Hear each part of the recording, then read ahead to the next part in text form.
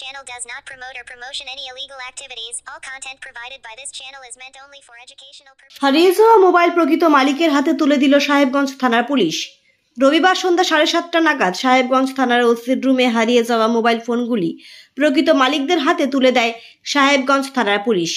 উপস্থিত ছিলেন জেলা পুলিশ সুপার দ্যুতিমান ভট্টাচার্য, অতিরিক্ত police super Krishna Gopal Meena, SDPO Dhiman Mitra, OC Nakul Roy ছাড়াও অন্যান্য পুলিশ আধিকারিকরা।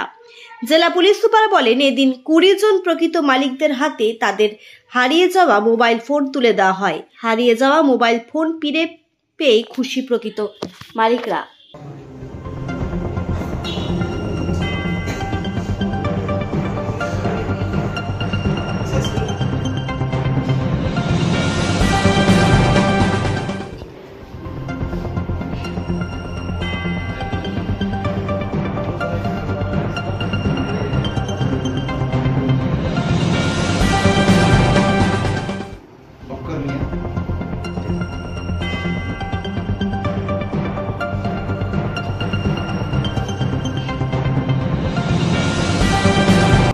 মোবাইল ফিরে পেলেন, কেমন লাগছে? খুব ভালো লাগছে। কতদিন আগে হারিয়ে গেছিল ফোন? মোটামুটি 1.5 বছর আগে। 1.5 বছর আগে।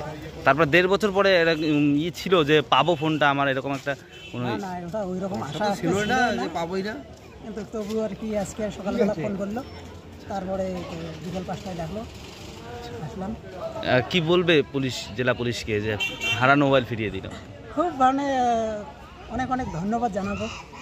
মানে এইরকম একটা জিনিস যেটাকে আশা ছেড়ে দিয়েছে, সেই জিনিসটা আবার ফিরিয়ে দিল। কি নাম আপনার? দুলাল। কোথায় বাড়ি? নটকবাড়ি চৌক।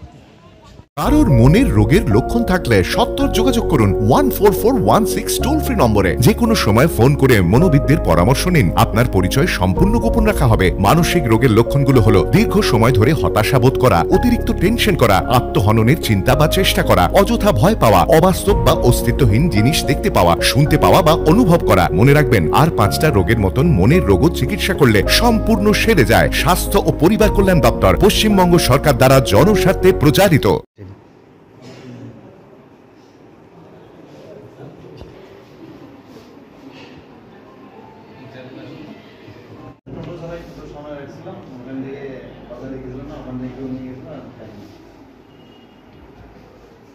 বক্কর মিয়া